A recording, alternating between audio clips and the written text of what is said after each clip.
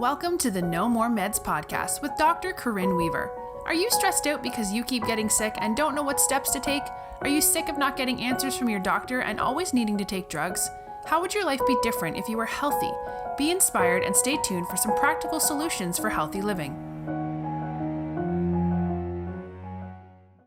Hello and welcome to the No More Meds podcast. I am so excited to have the special guest with me today, Alvina Federwitz. She is just if you meet her, if you come across her, you have to smile because she has so much passion and her heart to serve. And she's been on Missionaries. What year was it? It was like 19... Well, we joined in 1971. We got to the field on Valentine's Day of 74 as Bible translators. My birthday, Valentine's Day. Really? I knew we were connected with the love. And you just have, now how did you get into, becoming a missionary? Like, my little girl, I'm homeschooler now, and she has this heart. Did you always have a heart to serve others and become a missionary? I did. When I was 4 years old, I was part of a church where we always had a mission festival every fall. And what made me feel like it was special is because that was the only day of the year that my parents, we were on a farm, and the cows always had to be milked at 5 o'clock. But on Mission Festival Sunday, for some reason, that was not as important as it was any other day of the week. I mean, any other day of the year. Wow. And so I knew it was important. And I don't remember saying it, but my aunt remembers me saying when I was 4 years old that I was going to be a missionary. I went on to college, trained to be a deaconess.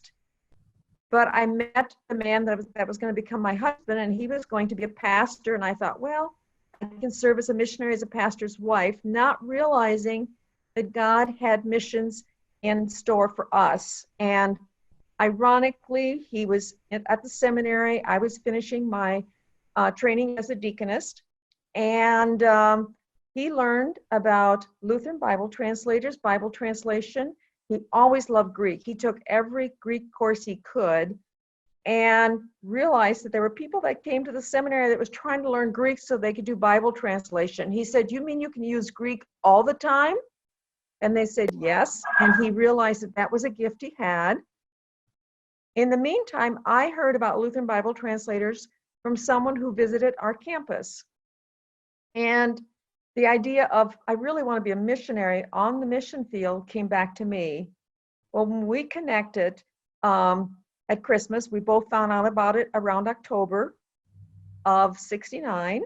And we connected at Christmas, and I told him, by that time I decided this is really what God wanted me to do, is to go with Lutheran Bible translators. And so as we were driving, we were going out to South Dakota, which was 900 miles from my school. And we were halfway there when I finally got the nerve to tell him that I chose to do that. And he looked at me and he said, "Wait, I have learned about Lutheran Bible translators, and that's what I want to do." Wow. From '69 on, we knew that that's what we were going to do, and we trained for it. And God just really provided both of you guys. He spoke to, other people and had it in your heart to do it. And then y'all connected through that. Right. So when was your first experience like leaving the country? And well, it would have been, yes, we went to Liberia, West Africa, and we left on the 13th of February. It was 20 below zero. Wow. We got to the tropics of Africa, and it was boiling hot. I mean, really hot. And your initial thing is, oh man, I don't know if I can do this, but God just took us. It was a very eventful year. I mean, Wow. years. I ended up spending 42 years there. That is amazing. And God, throughout the years, He's kind of taught you about weather, like we just discussed, right? Yes. And so being over there in Africa and having that climate, because you were diagnosed really young, having arthritis. Right. I was reading that you said 37. Is that right? Yeah, about somewhere 30? around that time. Yep, I was very young. Mm-hmm. That's very young, having arthritis and being diagnosed with this. That's something you have to live with the rest of your life, because arthritis is one, it's like you get diagnosed, it's like, well, is there a cure? I mean, can I fix this? No, it's just something you have. And so you being in Africa didn't really suffer. Did you suffer a lot with pain? I didn't. toward the last years, which was in 2015, I realized that when I did steps and things, it was, kind of painful, and I couldn't understand why. I didn't relate it to arthritis. But then I came back to the States where the weather really affects me. That's when I realized I really had it pretty bad. And you went to a doctor, I'm assuming, right? And they did some imaging. I went, yes. Friends here recommended a spine surgeon who is well known. And after the MRI, he said, your spine is really bad. And then he put me on opioids, and that scared me. And then when he increased the amount, that's when I came to you. And so we met, it was about 2017, right? Yes, September 2017 is when I came. And I had reservation because he said if he did surgery, I may not walk because it was pretty bad. And I felt like I did not want to do opioids. He said he wasn't giving me a strong dose. I should not worry, but I did. Right. And that's, a lot of people should hear this because, we think that that's the answer is just to take the pain meds. I was telling you earlier, we're kind of brainwashed as if we have a pain, we go straight to our medicine cabinet, we pop a pill, we don't think about it. And then now we're getting enlightened of all these drugs and how it's really affecting our health and our liver and heart and stomach and brain and, all these things. And you being a missionary and want to have a healthy brain to be able to serve and, be a vessel for God. You came at the right time. 2017 we met, and I remember looking at your x-ray and, I wouldn't say it's the worst I've seen, but it's on that top 10. It's on the top 10 worst spines that I've ever seen with, your diagnosis. And I won't go into your condition, but it was bad. Just like you were saying with the spinal doctor saying. And, but, my biggest thing is I give people hope. Because you look at a medical diagnosis and it's scary, it's fearful, it's negative. But we know that God can heal and he can bring, people in the right, basically line people up at just the right time when you need it. And so we've been working with you since 2017 and you've come a long way. I wasn't doing regenerative cellular therapy at that time. We were just doing upper cervical chiropractic. We were giving you nutritional tips and you were ready. I mean, you're always at your visits. You were asking me questions, and those are the best patients. The ones that ask me questions are really in tune with their health and want to make the right decisions. And you did everything I said, and yeah, go ahead. I remember one thing you said. You said, sugar, you had said something about it should have a skeleton on because it's that dangerous to you. And I thought, that's pretty strong. And then I hadn't eaten sugar. And then I had just a Carmelita bar, and immediately pain just radiated from my hips. And I thought, oh, wow. I'm not going to have any more sugar. I mean, I could not believe the drastic change one bar made. Yeah, especially for your nerves. People don't realize that. So the sugar, what it does is it's like putting gasoline on a fire that's already burning. So you have inflammation. There's, tons of inflammation going on with arthritis. And then you take sugar and it's like gasoline, just blows up. And it's so funny because I've taught this to a lot of people and a lot of people don't believe me until you experience it for yourself. Because if you're eating sugar every day and you're not really having pain and you're kind of going throughout life, but then when you get this really bad arthritis, it really shows up really quickly. And so when I have patients like, are you telling me this? And then they really eliminate sugar, just like what you said. And they're like, wow, I had a cookie and I couldn't believe how much pain. I couldn't sleep that night. And I was like, we think, oh, cookies are good. You being a grandmother, cookies are good. That's what we were trained to give our kids, sugar and candy and make you happy. But we don't realize how we were really hurting that person later in life. So I'm glad that you got that message early and that you can share that. Yes, I mean, it really is. My son no, he's not a big sugar eater. I was never a big sugar eater. My husband, I never ate a lot of sugar. It wasn't something that I was really tempted by. But Carmelita bars are something that I make and my family loves. And so I just had one and it taught me. And later my husband told my sister-in-law she said, I can't believe that she's totally not eating sugar, because, you know, you always have sweets in our family. And he said, yep, when mom sees sugar, she sees pain. Right. Wow. That's a really good point, you know, because a lot of people don't realize how it can affect them, because people don't think that food can be medicine. It can be medicine or it could be destructive, right? And so we have to realize when we're eating and how powerful it is for building. You know, I was just thinking this morning, as I knew I was going to talk to you, foods that are important that I've shared with you to not only reduce inflammation, but to help rebuild and rebuild cells. Because as we age, we feel like that we're just going to get old. I hear that all the time. Well, I'm just old age. They call it OA, old age. And I'm like, well, no, we see people in their 80s and 90s that are thriving because they are taking care of themselves. They are, you know, exercising and moving and nutrition and all of that's so healthy for your brain.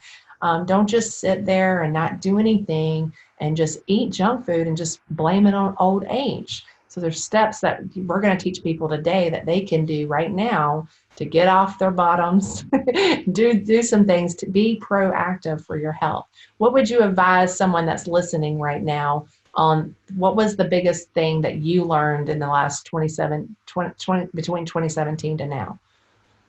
Oh, I learned the importance of having healthy food, and that there are some foods that are non-inflammatory, but there are other foods that are, even in the vegetable family. And, you know, I look the kind of fruits we eat. And something you just said doesn't talk about food, but you said we have to get off of our bottoms. And the job, you know, what I'm doing now, I spend a lot of time on email, on computers, and I have learned that if I don't get up and walk every 30 minutes, when I do get up, then I really hurt. But if I get up and if I move around, I don't have to move a lot, but I go for a little walk. You know, maybe it's in my house, maybe it's out in the yard. Now when there's sun, I love to go out and just spend some time pulling weeds. I feel a whole lot better than when I just sit for hours, which I can do. I mean, I've got plenty of stuff to do on my computer, but I just have to discipline myself to get up and walk and move. Yeah, and that's so important because people don't realize that when you have arthritis, you hurt to move, right? But the joint was designed. God created those joints to move, and when they don't move, they get worse. And Yes. So people need to understand that movement is part of life, and it's really important for the brain. So when we activate and we move joints, it really helps our brain activate as well. So if you want a healthy brain, you got to stay active. You know, so we worked with you for 2017 to 2019, and then we saw just kind of a decline. What do you think happened? I think it was mostly Christmas or end of last year that your health started declining, and we were doing everything right. I mean, you were taking supplements, you were eating right, you were looking great, movement was good, and then we just had this major decline. So tell us a little bit about that. You're right. I mean, I couldn't figure it out because I was really, really watching what I ate. I made sure I didn't eat any sugar at all. And then the Saturday before Christmas, fortunately, my two granddaughters who go to college were staying with me. And I woke up on a Saturday morning and I could not even lift my leg. It hurt so much just to get out of bed. I mean, I had to call them to help me get out of bed so I could go to the bathroom. I mean, I was in so much pain. And I think I talked with you. You were kind enough and you gave me different things to do. I got to know the TENS machine, which was the only thing that would really bring relief of any kind. And it wasn't very much. And I ended up I went to you, but I went to a pain management doctor who ended up being a spine doctor also. And I remember when he looked at my MRI, he had that look, kind of a horror on his face, and he goes, "Oh, your spine, you've got degenerating arthritis." He said, "You know, if I did surgery, it would just be temporary relief. There's nothing I can do." And and I was in a lot of pain. You had the presentation of the regenerative cellular therapy. You had Dr. Eric come in. And I remember sitting in the chair. I was in so much pain. And Dr. Lisa saw the pain I was in, and she kneeled and prayed for me right there. And as Dr. Eric was doing this, my brain just was not comprehending all the information. But something in my heart said, that's for me. I don't care what it costs. I need to do that.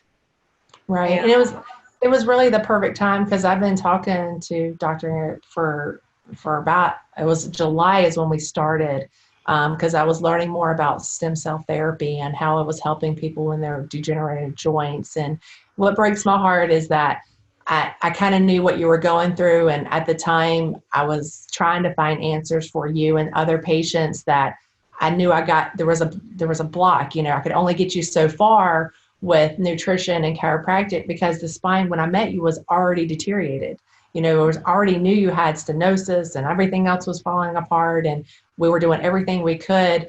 But, with time and the things that we weren't, I hate that I didn't get back to you till like 40 years ago, right? But I was born. I was 41 at the time. I wouldn't have existed. But, you needed the care. You needed this type of care for years, and you didn't have that, And so having the only kind of thing out there, and what we're hearing more about is regenerative cellular therapy, which is stem cells, and how stem cells can basically bring healing to these people that have degenerative joints. And that's the only thing that I knew that could help you, because I knew that surgery wasn't an answer. And like you said, you've even met with the best spine specialists, and they're looking at it. There's like, I would have to give you a new spine, and we don't have that. We can't eliminate the spine and put a brand one in. I mean, it's just no way. And surgery wasn't really an option for you. And you did shots. Didn't you do shots for a while too? Didn't you do? I had one shot. Yes. Yeah. And so doing the shots, and they know that tears down bone too. So yeah, the cortisone shot, may give you some relief. Maybe some people don't get any relief getting the steroid shots, but then you take that risk of getting osteoporosis, and it takes, your bones. And so I knew, like I said, right at the right time, meeting Dr. Eric and discussing what we could do in the office and getting the message out there, because I know you haven't really heard about it. And there's so much I don't even know about it, but, having him and having his knowledge and having him work with the patients that I love and trust. And what's important is that you were doing everything. So I knew that when you invested in yourself and getting the stem cells, it was going to work for you, because you were doing everything right. And so there's people that, smoke and eat junk food. I don't recommend them get regenerative cellular therapy, because it's not going to work for them. It needs to come into an environment that you are feeding, and that you are already representing that health. So as soon as Dr. Eric looked at your x-rays and MRIs, and he's like, this is going to be a tough case. And I'm like, I know, but we're willing to do it for her and see what happens. And he was amazed after the first treatment, how quickly your body responded, and how you came in with a walker. And then the next visit, you didn't come in with a walker. So he's like, tell me what's going on with Alvina.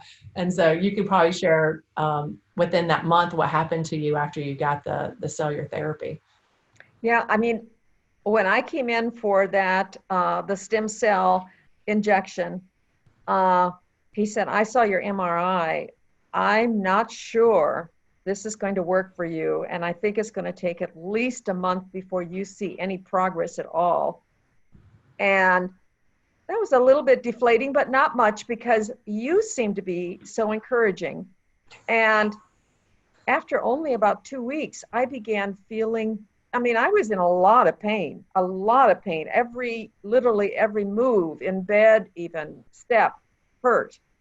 And it began just gradually healing, almost like, when you have a sore. And that's just how I saw it. It was just, every day was just a little bit better than the day before. And by the time my first month came, I think seeing the look on his face, and I saw the look on your face. You even had tears coming down your eyes. I did. And I knew those were tears of joy. It was priceless, because I haven't really talked to you in that month, because you were texting me and we were calling each other, and I'm like, usually no news is good news. You've heard that before. Yes. So I don't Yes. hear from people. I'm like, I'm assuming she's doing good, but I'm like, Marie, check on her, make sure she's doing okay. You know, when I don't hear news, I usually assume that, but I didn't know, you know, and so when Yes. you really came in, I was like speechless, because I could just see it in your eyes, because you don't complain. I mean, you might obviously complain to me and maybe a few others, but in the world, most people see you as an encouraging, an inspiration, a smile. You know, you're just a steady, you know, full of joy. And so I knew you were hurting bad, because you could see it not just in your eyes. And so when you came in that time, and I mean, it was just a total different look. Like you, like you got 20 years younger, you know, like just your smile and your excitement in your eyes, and seeing how your body was doing. I was just like floored, because I had no idea, because we were thinking maybe 3 or 4 months, even 6 months out, how you're really going to start feeling the difference. And it was really quick for you. I have to say, though, you brought your pastor. I don't know if you call him pastor or your Yes. preacher. He is my pastor. Yeah, your pastor. You brought your pastor with you that day. Right. And you asked me, would it be okay for him to pray for you as you receive the stem cells? And I was like, yes, 100%, you know, and so that's really big too, because, you know, you received them just at the right time, but you also have the support. You have an amazing community, amazing support system for you. Yes. Yes. And so having that pastor there praying for you, I'm sure that meant a lot to you. What would you say to the listeners about that visit? Okay.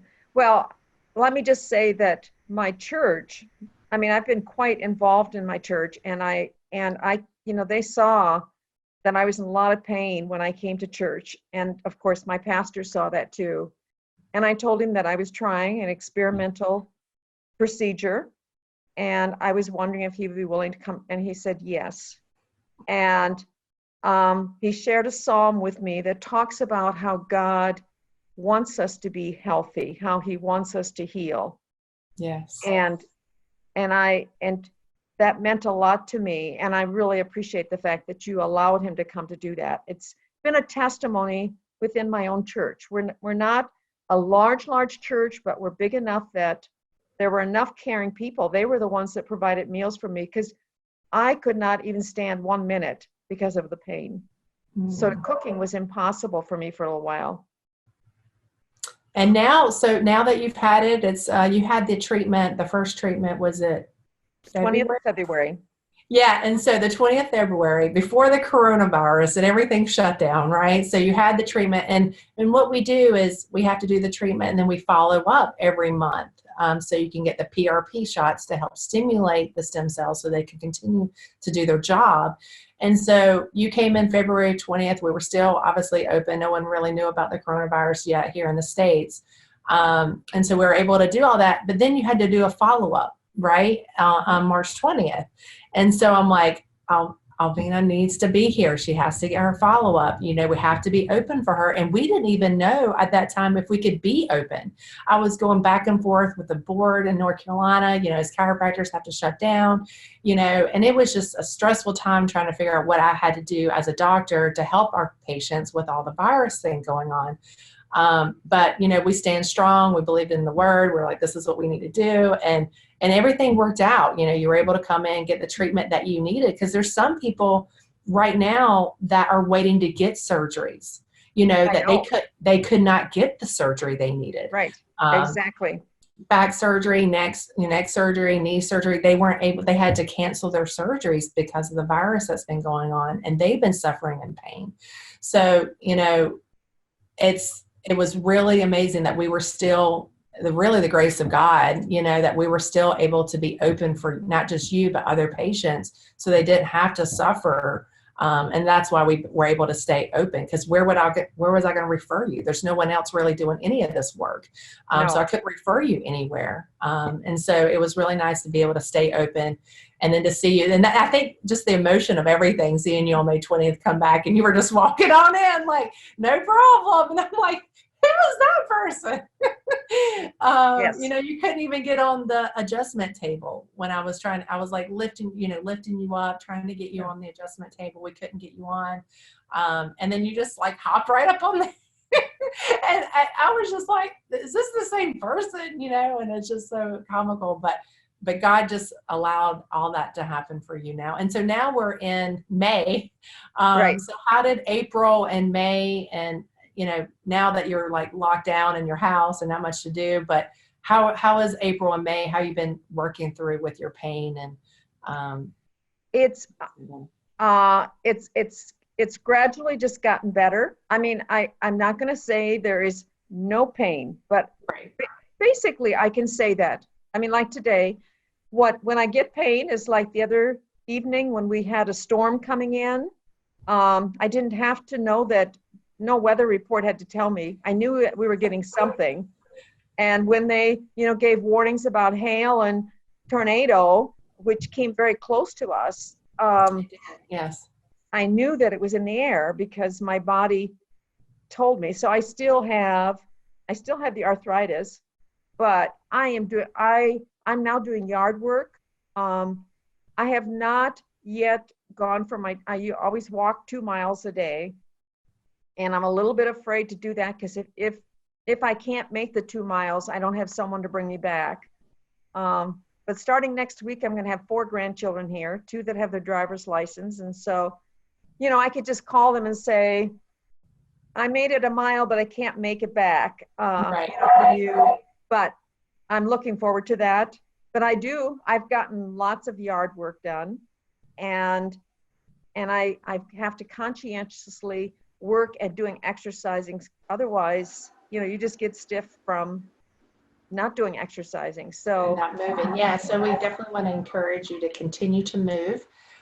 Just like we kind of talked about earlier, if you don't move, you get all stiff. And like I said, the stem cells are not going to really take away the arthritis and the stenosis and everything, but it's going to give you enough relief so you can enjoy, these times with your family. And I'm so glad that your grandkids are coming to visit you. I went to go visit my grandfather yesterday, and I haven't seen him because of this whole coronavirus and everything that's going on. And I was able to spend some really good, precious moments that I'm going to remember forever with him that I did last week. So I'm glad that your grandkids are coming over. It's so important to have your family. They're coming because their parents, all of my kids are missionaries.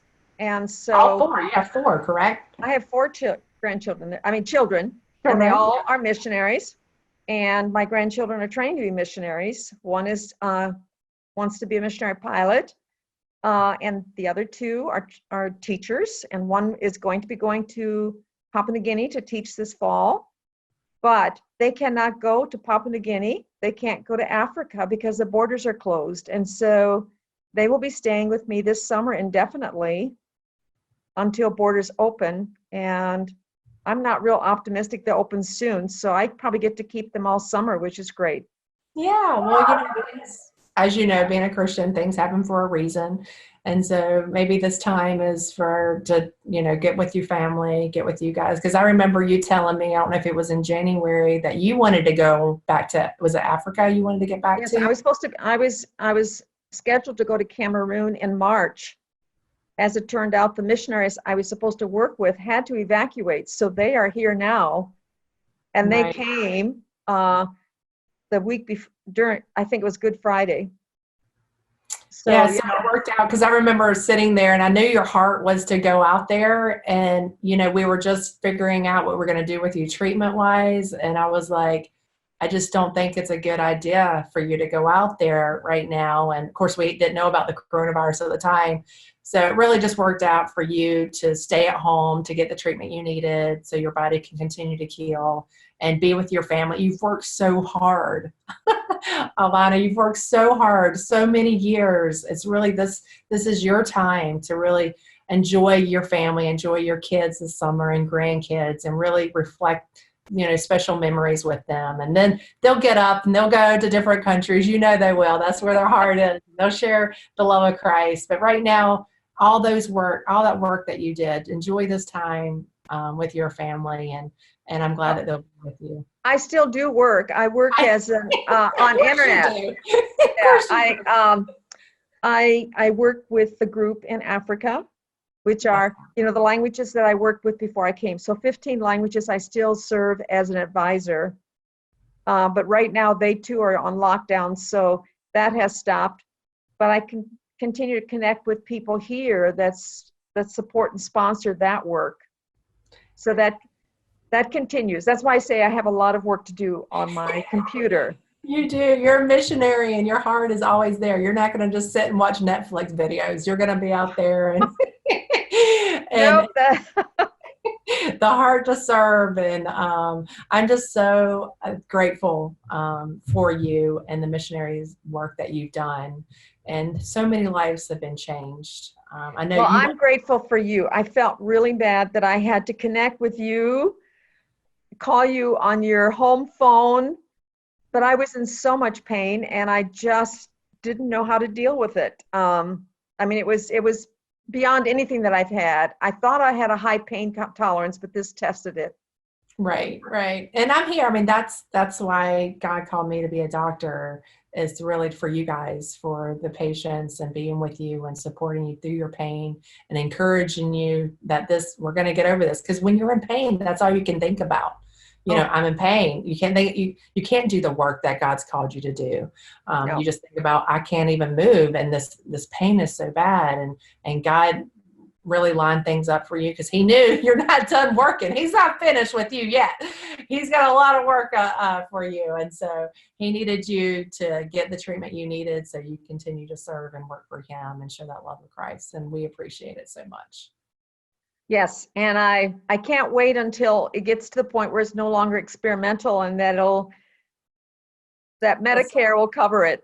Right. And I think that's coming. I really do. You know, I think within a few years, we're just going to get there because, you know, with all these drugs and all these surgeries, we need to have other options for people because it's time. You know, a knee surgery alone costs Medicare around $60,000 or so. I mean, it's crazy amount of, you know, money that Medicare has to pay to have these surgeries. And, you know, when you talk to other surgeons, maybe 70% get better and the other 30% don't. So they're testing some things right now, continuing to work with, but not only have they been testing it for years, I mean, they know it's working. It's just a matter of getting the government to pay and Medicare to have some more and more patients can get this that need it. And what I wonder is how many of these people are getting knee surgeries and hip surgeries that it's really coming from their spine. Because I mean, when I think of how bad my hips and knees hurt, and now that my spine is. Yeah, exactly. That was a good point because, you know, when I did your hips and we saw your hips were deteriorating, and then we looked at your spine and trying to decide exactly where to place the stem cells, and talking to Dr. Eric, and we came up with a good plan to actually put it in close to your spine and around the sacral joint instead of your hip, because we were thinking maybe she needed it in her hip, but you didn't. You needed it in a different area. So all that knowledge and working with the right people and knowing exactly where placement, all of that is going to need, you know, development and training.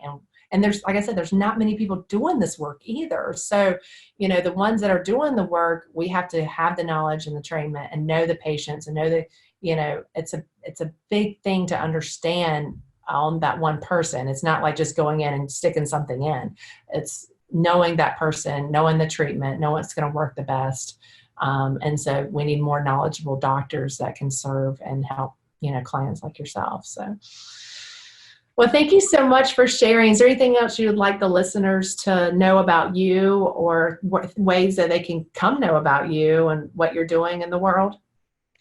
Well, one of the things that I want them to know is that almost my entire life, sleeping has always been difficult for me. And then I had cancer of the uterus when I was only 42 years old and had a hysterectomy. And from then on, for me to fall asleep has been almost impossible. I mean, I have gone so many sleepless nights, and I just learned to make go, even though I hadn't slept. And recently, well, I don't know when you had this, well, it was during this time. It was during this time I wanted to figure out why you couldn't sleep. And so Right. I do it's an adrenal Dutch test is what it's called. And you can actually see, once I tell people, once you're gone through menopause, which you went through menopause early at 42 because you didn't have a uterus anymore. So once you go through menopause, all of your hormones are going through your adrenals. And a lot of people don't realize that. So if you don't have healthy adrenals, then that whole system gets messed up, right? So I knew something, when you told me I couldn't sleep after the hysterectomy, I knew it had to be hormonal. And so we did a Dutch test, an adrenal test, and really figured out the pathways of why you weren't able to sleep. And so we gave you just what you needed. And then that's been helping as well. Oh, wow. I mean, I was hoping I didn't have to take temazepam because that's the only medicine that I'm taking. And I wanted to stop taking it, but I tried it a week ago Tuesday, and it couldn't fall asleep. But I sleep soundly. I don't ever remember having dreams. Now I go to sleep, and I mean, I have slept even up to 8 hours, which for me is unreal, because for me, before this, if I did go to sleep, I averaged like 5 or 6 hours. And I'm just gradually feeling better because I am finally able to get sleep. So I can work in my yard, tend to my beautiful roses, which I enjoy a lot. I'm not a big gardener, but I do enjoy some gardening, and I can do that again. So, and a lot depends on just what I eat. Now, you had put me on this very quite rigid diet. I know. But I'm sort of going back to what I had before. Like I'm adding back carrots, and having a few more fruits than what I've had, and I haven't noticed that it's ill affected me. Whereas, well, that means too that your inflammation is going down. So yes. that's the biggest thing, is you were so inflamed that anything like a carrot, even though it was healthy, it still has sugar in it, but you were so inflamed. So now that you can add, healthy fruits and vegetables with a little bit more sugar in it, you're able to control it better because the inflammation's gone down. Right. I mean, this week I even added some sweet peppers to my salad. It was like Christmas, Right. It's like a joy. Yeah. God created so many plants for us, right? And so I'm glad that you're able to enjoy more fruits and vegetables and enjoying your garden and smelling the roses. We got to stop and smell the roses too, right? Right. So I'm gradually adding them in and finding that it hasn't ill affected me. Whereas my body does tell me when there's things that I'm eating that I should not be eating. So. Well, I'm so impressed with you and how you've made the changes. And, I knew that you wanted to get well. And there's so many people that I'll see, and I can tell they're just not ready to make the steps to get well, but you were ready. And, when you have a person that comes to see me, if a patient comes to see me and they're, willing to do everything to get well, I know they're going to get better because they're going to make those healthier choices and they're going to take those steps to get better. And you were one of those. So, and I know because of your purpose. You want to get better because you have a bigger purpose, and I appreciate that. Right. Well, the reason I left Africa was because all 4 of my children are missionaries, and I felt it made sense that I would be here for my grandchildren when they started college, and now I have 2 that are here that are in high school, and that's what I want to be, the best Christian grandmother there is possible. I want to be here for them. And I can't be here for them if I'm sick. Mm-hmm. And you have taught me how to be healthy. And I really appreciate that. I really do. And you're so willing to listen. I felt like every time I came, I have a different ache, I'm a different problem, but you just I like what you said, you have miracle hands. And I've noticed that there are times when you will be feeling my neck and you said, you've got pain in your right hip, don't you? And I'm going, oh yeah, how does she know that? You just amaze me on not only the healthy foods, but how you were able to adjust my body so that I could walk out and the pain that I had when I walked in is not there. Well, I think that people are going to listen to this, and if you're suffering from a pain right now, that we are giving you guys hope. There is hope out there, and we're here for you. We're going to do the best that we can do to get your body back in the shape it needs to be. So you can be out there gardening, walking 2 miles a day. I'm just so happy that you're able to do that. And you know, your grandkids are going to look up to you. And I know they already look up to you, but they're going to be able to, you're the foundation. You know, being a Christian grandmother is so important. And so, you know, with our younger generation that could be listening to this, they're confused on what's out there. And so they need people like you, and they want to stand up and ask you questions, you know, because they're questioning things. And so you're speaking so much truth to us today. And I'm just so excited that you're able to have this time with your family to continue to input that truth, so that they will have a foundation to stand on as well. I'm here, and because I'm eating well, I'm the grandma that they can come and see. Their other grandparents have health issues. So because of this coronavirus, they're not able to go there. Right.